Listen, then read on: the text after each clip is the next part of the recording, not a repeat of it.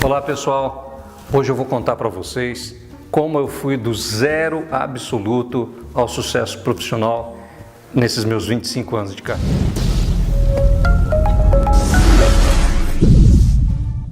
Eu sou Marcelo de Carvalho dos Santos, advogado trabalhista, e esse é o meu canal. Não se esqueça de se inscrever no canal e clicar o sininho para receber as notificações. Para a gente não perder tempo, vamos logo ao assunto.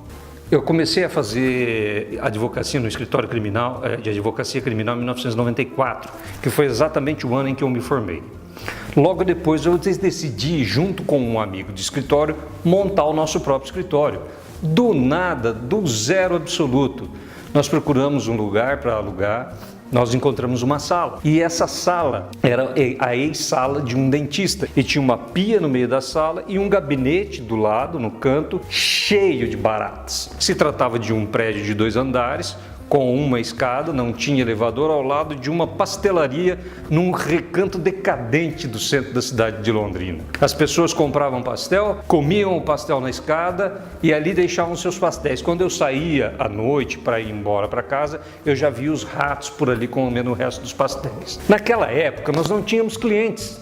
Nós tínhamos o que, na verdade? Além de não ter clientes, nós não tínhamos nenhuma infraestrutura. Nós trabalhávamos com 2 máquinas de escrever, numa época em que já existia computador, em que os grandes escritórios tinham computadores. Nós trabalhávamos com máquinas de escrever. Como que nós arrumávamos clientes? Existia, no fim do corredor do nosso prédio, uma astróloga, e essa astróloga nos indicava clientes. E além dessa astróloga, tinha um contador, também muito decadente, que tinha meia dúzia de clientes, que também nos indicava clientes. E era assim que nós vivíamos. Eu não tinha terno, então eu utilizava o paletó do meu pai, uma gravata de zíper, muito velha, e uma calça de outra cor. E ia trabalhar de ônibus e voltava de ônibus. Não tinha carro naquela época.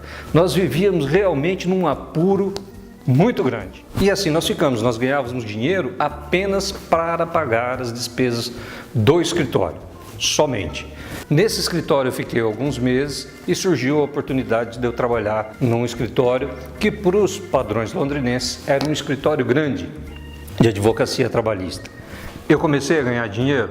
Ainda não, porque de início eu ganhava apenas pelas viagens que eu fazia, porque era um escritório que atendia muitas empresas. Eu fazia audiências de empresas de ônibus, de hotéis, de empresas que fabricavam bolachas, de frigoríficos de aves. Então eu vivia viajando. Para vocês terem uma ideia, eu me casei num sábado de 1996 e na segunda-feira já estava dentro de um ônibus indo para o Rio para fazer uma audiência. Naquela semana e nas semanas seguintes, eu dormi dentro do ônibus os 5 dias da semana, vindo a dormir na minha casa logo depois de casado, só 2 dias. Esse foi o meu início de carreira. Ganhava o suficiente para sobreviver? Só para pagar as contas. Porém, como eu havia trabalhado em um banco, e aquele banco havia quebrado e eu tinha sido despedido, eu movi uma ação contra o banco. E no mesmo ano em que eu casei, eu recebi a ação do banco, comprei um carro, um telefone celular e me sobrou um pouquinho de dinheiro. E assim eu fui. E fui adquirindo experiência, cheguei a ser membro de comissões da subseção de Londrina da OAB, fui membro do Conselho da OAB de Londrina, fui membro do Tribunal de Ética e Disciplina também da 7ª turma do Paraná. E até que chegou um ponto em que eu decidi sair desse escritório e alçar voo. Porque ao longo do tempo em que eu trabalhei nesse escritório, eu não conseguia deslanchar como advogado. E eu via que havia um empecilho. E qual era o empecilho?